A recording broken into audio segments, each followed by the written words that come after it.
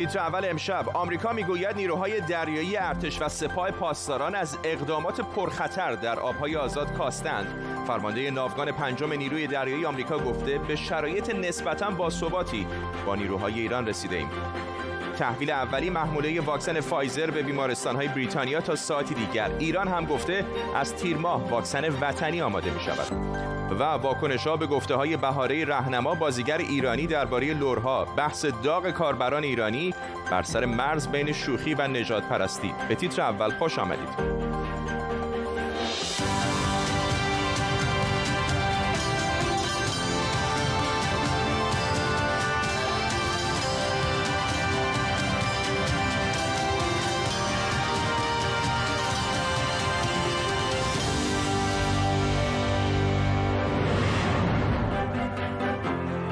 سلام به شما. نیروی دریایی ارتش آمریکا گفته در برابر نیروی دریایی ارتش و سپاه پاسداران ایران به وضعیت بازدارندگی رسیده. دریاسالار سام پاپارو، فرمانده ناوگان پنجم نیروی دریایی آمریکا، گفته رفتار نیروهای ایرانی در دریاها محترم و محتاط بوده. با این حال او اضافه کرده که تنش در این منطقه حساس میتونه به تغییر اوضاع منجر بشه. در طول نیم ساعت آینده با تیمی از خبرنگاران و کارشناسان این خبر و خبرهای دیگر رو دنبال می‌کنیم. پیش از همه بریم به واشنگتن دی سی. همکارم آرش علایی با تازه ترین جزئیات با ماست. آرش، ببینید گفته‌های دریاسالار سام پپر در حالتی داره، در زمانی داره عنوان میشه که فعلا تنش‌ها بین نیروی دریایی ارتش ایالات متحده و سپاه پاسداران نسبت به یک سال گذشته کاهش پیدا کرده. ما یادمون نره دریاسالار جیمز مالوی که سلف آقای سام پپر بود 6 ماه پیش با رویترز مصاحبه کرده بود، دقیقاً سخنرانی گفته بود 180 درجه فرق داشت با چیزایی که آقای پپر گفته بود. اون موقع آقای جیمز مالوی گفته بود که رفتار سپاه پاسداران نیروی دریاییش در آبهای خلیج فارس تحریک‌آمیز و بی‌مبالاته و مسخره کرده بود به نوعی مانورهای نظامی سپاه پاسداران و گفته بود سپاه در مانورهای دریایی خودش به حدی به صورت دراماتیک اون دشمن فرضیش رو ضعیف میکنه و ساده انگارانه اون مانور رو انجام میده که همیشه پیروز به نظر بیاد. اما الان آقای سام پپر از اون موقع یک ناوگان دیگری رو تحویل گرفته، در واقع ناوگان پنجم نیروی دریایی آمریکا با واقعیات جدیدی در منطقه خلیج فارس روبروست، از جمله از این که خب دیگه فعلا ما چند وقتی است خبر از مینگذاری‌های دریایی از سپاه پاسداران در خلیج فارس میشنویم یا توقیف نفتکش‌های کشورهای مختلف به هر عنوانی و یادمون نره که اون موقع یعنی در واقع 3 ژانویه پارسال حدوداً 20 روز دیگه میشه سالگرد کشته شدن قاسم سلیمانی فرمانده سپاه قدس به دست آمریکایی‌ها در عراق. بنابراین اون در این زمان یک سال گذشته تا حالا میشه گفت تحولاتی که اتفاق افتاده به نحوی پیش رفته که اجازه بده که دریاسالار سام پپر الان از این حتی تنش‌های جزئی هم که فعلا به وجود میاد به نظر راضی باشه و حاضر باشه فعلا همین تنش‌ها رو مدیریت کنه به جای اینکه بخواد هر روز با سپاه پاسداران به نحوی بخواد درگیر بشه. ممنونم از آرش علایی، خبرنگار ما در واشنگتن دی سی. فرزین ندیمی، تحلیلگر امور دفاعی و امنیتی در مؤسسه واشنگتن، هم از همین شهر واشنگتن دی سی به ما پیوسته. آقای ندیمی، جالب هست اتفاقا به یاد داریم معمولا بالاخره هر 6 ماه یک سال یه بار می‌دیدیم که این قایق‌های تندرو سپاه پاسداران دور ناوها و ناوچه‌های آمریکایی می‌گشتن یا حتی در موارد نیروهای نظامی آمریکایی یا بریتانیایی رو دستگیر می‌کردن در آب‌های حالا یا آزاد یا در داخل آب‌های ایران، اونطور که ایران مدعی بود. به نظر شما چه اتفاقی افتاده که یک آرامش نسبی در آب‌های آزاد خلیج فارس می‌بینیم؟ ببینید در 30-40 سال گذشته سپاه پاسداران، نیروی دریایی سپاه پاسداران همیشه روی قابل پیش بینی بودن رفتار نیروی دریایی آمریکا حساب می‌کرده و به خاطر همین یه دکترین نبرد نامتقارن رو به وجود آورده بوده که با سرمایه‌گذاری روی این قابل پیش بینی بودن دشمنانش رفتارهای غیرقابل پیش بینی رو در پیش بگیره، از شیوه‌های غیرقابل پیش بینی و نامتقارن استفاده بکنه تا همیشه یک گام جلوتر از دشمنان باشه. ولی از زمانی که آقای ترامپ رئیس جمهور شدن و در دوره ریاست جمهوری ایشون فرماندهی ناوگان پنجم و همینطور فرمانده مرکزی آمریکا شیوه جدیدی رو در پیش گرفتن که نوعی غیر قابل پیش بینی بودن رفتار نیروی دریایی آمریکا رو به دنبال داشت و این برای ایران مقدار سورپرایز بود و باعث شد که رفتار ایران در این مدت به نوعی واکنشی باشه. من چند تا مثالم خدمتتون میارم. مثلا وقتی که ناو نیمیتز در 3 مرداد سال 99 وارد منطقه شد، درست 6 و 7 مانور پیمبر اعظم اتفاق افتاد. وقتی که ناوگروه نیمیتز در 28 شهریور وارد خلیج فارس شد، درست 2 و 3 مهر ماه مانور دریایی ایران انجام گرفت. و وقتی که نیمیتز در 19 آبان از خلیج فارس خارج شد، 2-3 روز بعدش مانور دریایی ایران انجام گرفت. یعنی مشخصه که رفتار ایران که به نوعی سعی کرده که یک گام جلوتر از حرکات نیروی دریایی آمریکا باشه، در این مدت کاملا واکنشی شده و در نتیجه هرچند که نمیشه مقدار بلند مدت بودن رفتار ایران و نیروی دریایی سپاه رو به خاطر واکنش‌های منطقه‌ای، فشارهای منطقه‌ای و بین‌المللی و همچنین فشارهای داخلی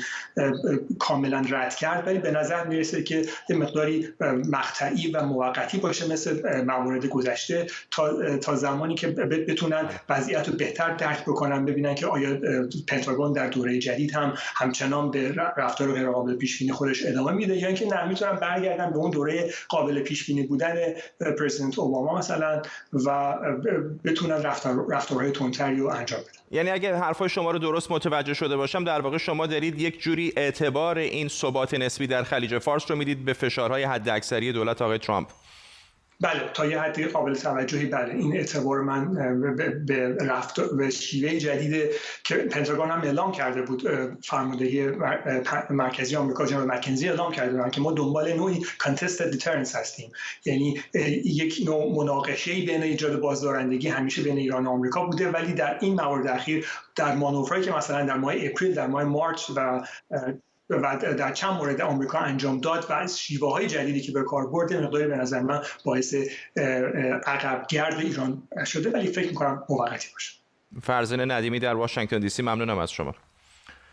امروز در ایران روز دانشجوی، دانشگاه‌ها تعطیلن و رئیس جمهوری ایران حسن روحانی در پیامی از اینکه در سال پایانی دولتش نتونسته بین دانشجوها حاضر بشه ابراز تأسف کرده. بیاین یه نگاهی به تاریخچه روز دانشجو در ایران بندازیم. شاید خیلی از شماها میدونید که روز دانشجو در ایران 16 آذر سال 1332 کمی بعد از کودتای 28 مرداد شکل گرفت، وقتی که دانشجویان چپ، ملیگرا و مخالف شاه در جریان سفر ریچارد نیکسون معاون وقت رئیس جمهوری آمریکا به تهران تظاهرات کردند. نیروهای نظامی به دانشگاه تهران هجوم بردند و 3 دانشجو رو کشتند.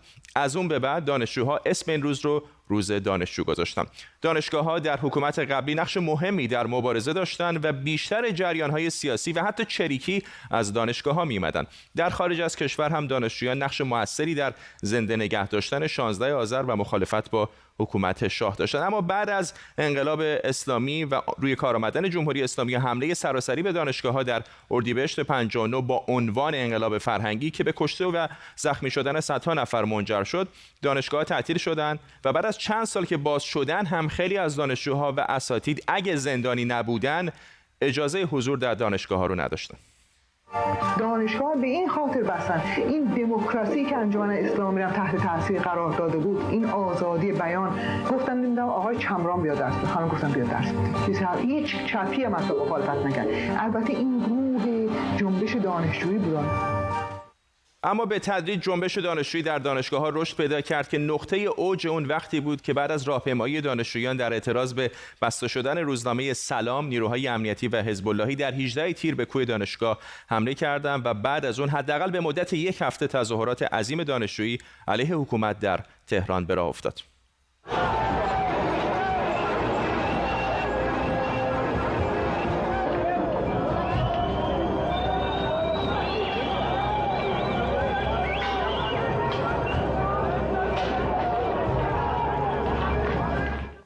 در این سالهای اخیر دانشجویان در دانشگاه‌ها با وجود دستگیری‌های گسترده و همینطور محروم کردن خیلی از اونها از تحصیل به فعالیتاشون ادامه دادند و در بعضی موارد هم رؤسای جمهوری از هر دو جناح رو به دانشگاه اومدن به شدت مورد انتقاد قرار دادن یا به هر مناسبتی توی دانشگاه‌ها تظاهرات کردند.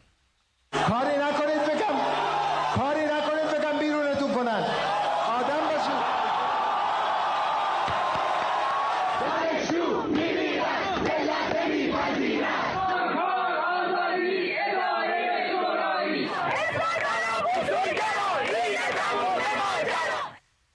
مهدی گلرو، فعال دانشجوی سابق از سوئد با ماست. خانم گلرو، به نظر شما آیا این جنبش دانشجویی که یک زمانی به خصوص مثلا در دوران خاتمی خیلی پررنگ بود هنوز زنده هست در ایران یا به شکلی حذف شده در جنبش‌های دیگه؟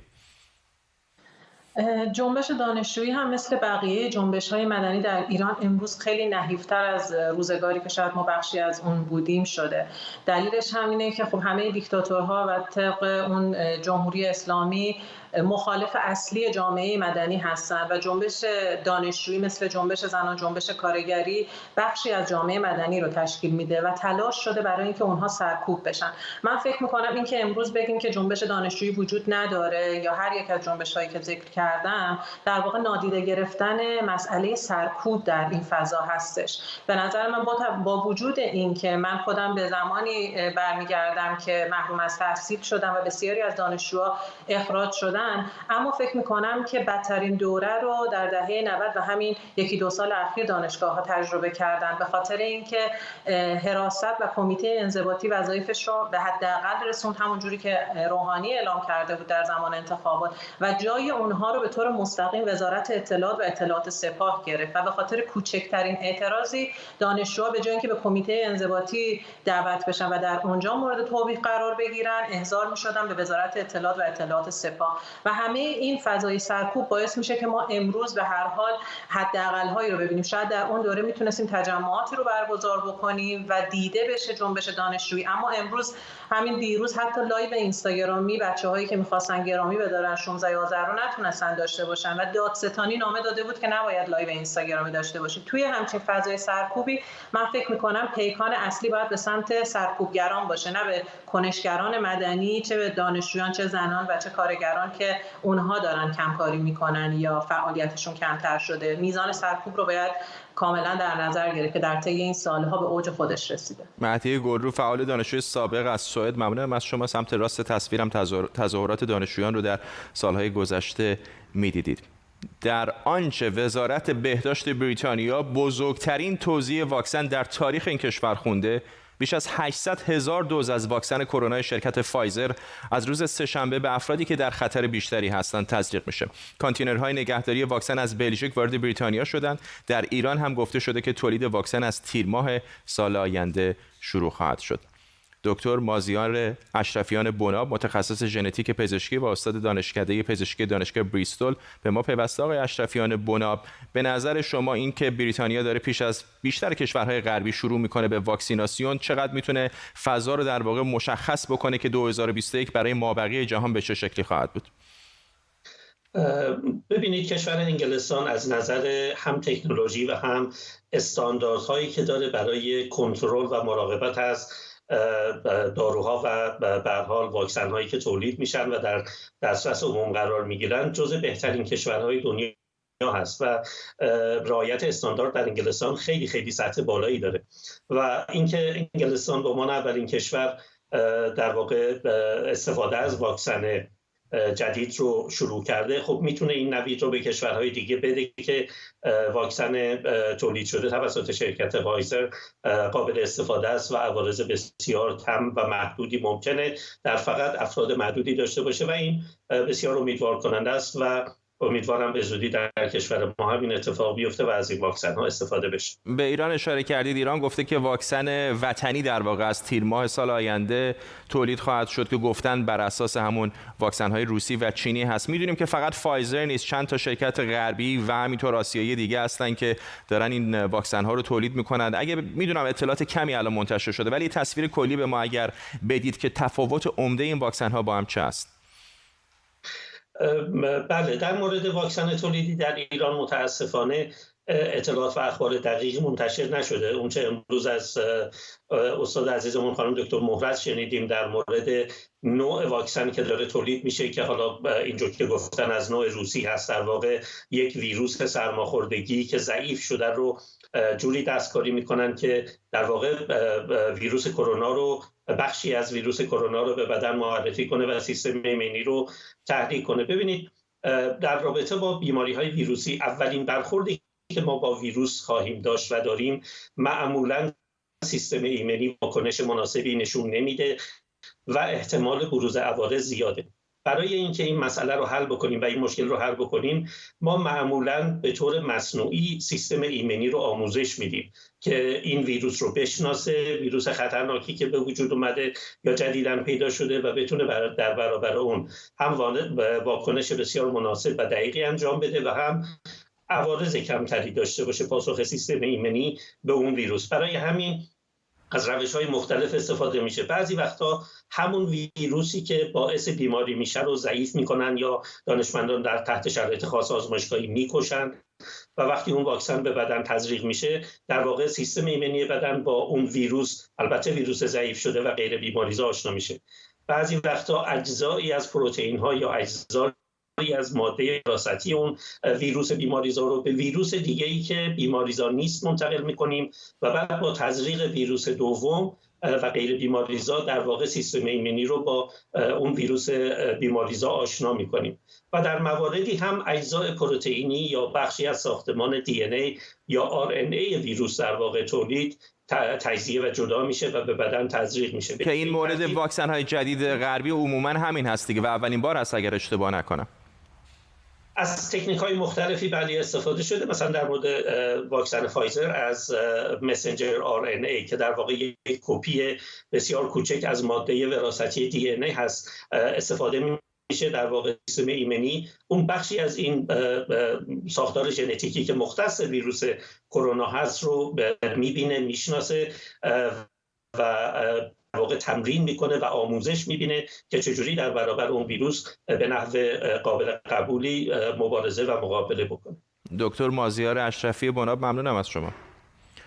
در خبر دیگر، ماریجوانا فقط با 2 رأی اختلاف از فهرست مواد مخدر پرخطر سازمان ملل خارج شد، 27 به 25. ایران جزو کشورهایی بود که رأی مخالف داد و آمریکا از جمله کشورهایی که رأی مثبت.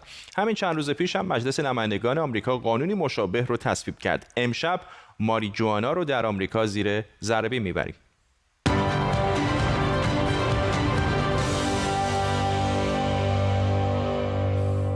فقط 1 قدم تا آزادی ماریجوانا در آمریکا مونده، همون گیاه روانگردانی که بهش علف یا گل هم میگن. حشیش و بنک هم هست که از همون گیاه به دست میاد. حالا چرا هنوز 1 قدم مونده؟ اول اینکه فعلا فقط مجلس نمایندگان بهش رأی داده، 228 رأی موافق به 164 رأی مخالف. اما دلیل 2، میبینید که فقط 5 تا نماینده جمهوری خواه به جرمزدایی از ماریجوانا رأی مثبت دادن. 158 تاشون مخالف این قانون بودن و برای اینکه این قانون اجرایی بشه مجلس سنا هم باید بهش رأی بده. وضعیت مجلس سنا ماه آینده معلوم میشه. اگه دموکرات‌ها 2 تا کرسی باقی مونده رو مال خودشون بکنن، اکثریت رو توی سنا هم به دست میارن و احتمال اینکه ماریجوانا آزاد بشه زیاده. و برعکس اگر جمهوری خواها اکثریت رو به دست بیارن، اما و اگر سر تصویب و اجرایی شدن این قانون بیشتر میشه.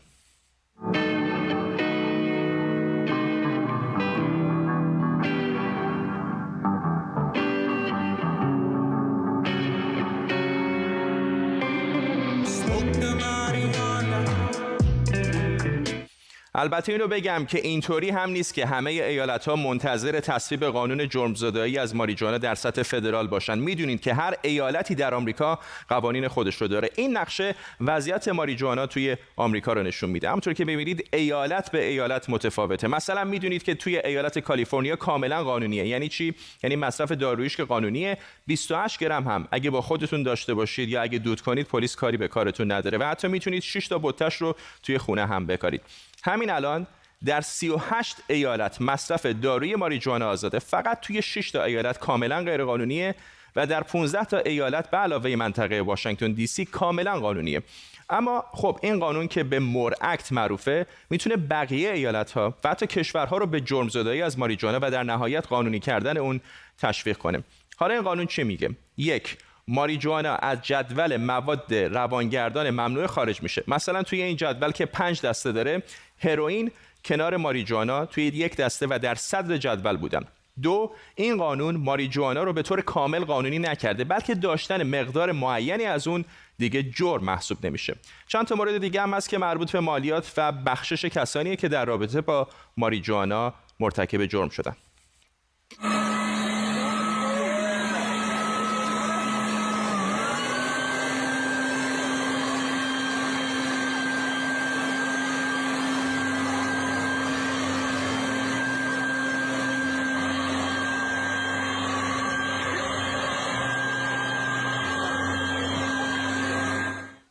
جنگ علیه مواد مخدر از سال 1970 میلادی با دستور نیکسون در آمریکا شروع شد و تا امروز بیش از 1000 میلیارد دلار برای دولت آمریکا هزینه داشته. ماریجوانا هم از همون اول جزء مواد روانگردان با درجه 1 دسته‌بندی و ممنوع شد. ماده روانگردانی که به نظر بعضی از کارشناسان ضررش از الکل و حتی سیگار کمتره. می‌بینید که نه تنها رتبه ماریجوانا از تنباکو و الکل پایین‌تره، بلکه مقدار آسیبش هم به مراتب از هر دوی اینها کمتره. حالا با رأی جدید سازمان ملل و تصویب این طرح در سطح فدرال توی آمریکا، ترس و لرز گل خریدن و علف کشیدن یواش یواش داره دود میشه و میره هوا.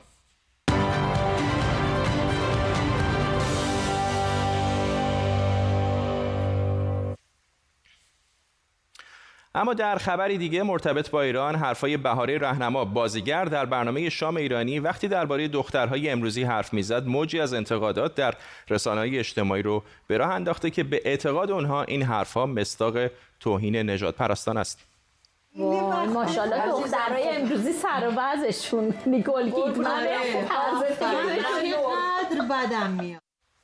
سعید پیوندی جامعه شناس و استاد دانشگاه لورن از پاریس با ماست. بعد البته اشاره بکنم که خانم رهنما گفته که اشارش به فیلم دختر لور بوده، هرچند بسیاری از منتقدان باور ندارن. حالا بحث خانم رهنما خیلی نیست آقای پیوندی. میخوام این ازتون بپرسم که به نظر میاد بخش قابل توجهی در ایران در واقع متوجه این تفاوت بین بخش طنز و حرفای نژاد پرستانه نیستن. کاملا درسته. یعنی ما در حقیقت من فکر میکنم در بعد فرهنگی با مسئله چند هویتی بودن جامعه ایران و اینی که جامعه ایران از یک هویت واحد تشکیل نشده و هویت‌های فرهنگی و قومی زبانی مختلف در کنار همدیگه زندگی میکنن، این به عنوان یک داده مهم بخشی از در واقع هوشیاری جامعه امروزی ما رو هنوز تشکیل نمیده. برای همین این نوع ابهام باعث میشه که گاهی حتی یک طنز به عنوان یک توهین در نظر گرفته بشه و یا حتی به راحتی حتی در رسانه‌ها در کارهای هنری یا ادبی توهین بشه به برخی از هویت‌ها. ولی هستن کسانی که میگن به هر حال این هم نوعی بیان هست دیگه. حتی اینجا در غرب هم کمدین هایی داریم که جدی‌ترین مسائل نژادی رو حتی به طنز مطرح میکنن. یعنی کجا باید این مرز رو در واقع کشید؟ این ابعاد مختلف داره. وقتی جامعه در ابعاد حقوقی خودش، در ابعاد در واقع فرصت‌های اجتماعی که در اختیار گروه‌های مختلف تشکیل دهنده جامعه، یعنی نژادها، اقوام، گروه‌های زبانی، اینا قرار میده، در اون صورت میشه گفتش که اصلی ترین زمینه تبعیض از میان میره یا کاهش پیدا میکنه و اون وقت طنز در چنین فضایی همون معنای طنز را فقط میتونه داشته باشه، در حالی که در جامعه‌ای که در مورد این مسائل کمتر بحث شده باشه یا تبعیض‌ها قانونی باشن، یک طنز این چنینی هم میتونه اکوش و بازتابش خیلی گسترده تر باشه، چون موضوع اصلی در پس این طنز یا هر نوع برخورد دیگه اینه که افراد در جامعه با توجه به هویتشون از چه فرصت‌هایی برخوردارن، چه حقوقی در مقابل قانون دارن و چگونه در واقع احتمالاً وابستگی به این یا اون هویت سبب تبعیضات مشخصی در حوزه‌های عملی زندگی میشه. من موقعی که ایران مدرسه میرفتم به یاد ندارم که تو کتاب‌های درسی یا معلم‌ها به ما چیزی در این مورد آموخته باشن. نمیدونم الان شرایط به چه صورتی است، ولی اینجا در غرب خب بحث مهمی هست. در همه مدارس به بچه‌ها میگن. فکر می‌کنید چقدر توی آموزش و پرورش این نکته مهم هست؟ در حقیقت برای تبدیل شدن موضوع برابری همگی هویت‌ها، همزیستی مسالمت‌آمیز و برابر حقوق هویت‌ها، ما این را باید از مدارس شروع بکنیم و تربیت نسل جوان در کنار بقیه فعالیت‌هایی که انجام میشه در جامعه. بنابراین آشنا کردن بچه‌ها از بعد شناختی، یعنی که بدونن چرا این برابری در واقع مشروعیت داره و چرا باید برابر بود و برابری به چه معناست، این خب یه پایه خیلی اساسی رو در جامعه وجود میاره برای اینکه این نگاه نابرابر و تبعیض‌آمیز تضعیف بشه و همزمان در خود پراتیک آموزشی، یعنی وقتی که در یک کلاسی بچه‌هایی با هویت‌های مختلف هستن، معلم‌ها و مسئولین مدرسه اگر این برابری را در عمل رعایت بکنن و تبعیض بین افراد بر اساس هویتشون در کار آموزشی وجود نداشته باشه، اینا همش باعث میشه که جامعه این فرهنگ رو درونی بکنه از طریق نسل جوانش، ضمن اینی که نظام آموزشی به تنهایی نمیتونه این هوشیاری مهم جمعی را به وجود بیاره و فراتر از اون همه رسانه‌ها و قوانین و چارچوب‌های رسمی هم به این مسئله توجه داشته باشن. ممنونم از شما سعید پیوندی، جامعه شناس از پاریس با ما. خب به این ترتیب میرسیم به پایان تیتر اول امشب. این برنامه رو کمی دیرتر میتونید در یوتیوب هم ببینید و دوباره کمی دیرتر از اون با زیرنویس فارسی و همینطور انگلیسی. تا فردا و تیتر اولی دیگر، بدرود.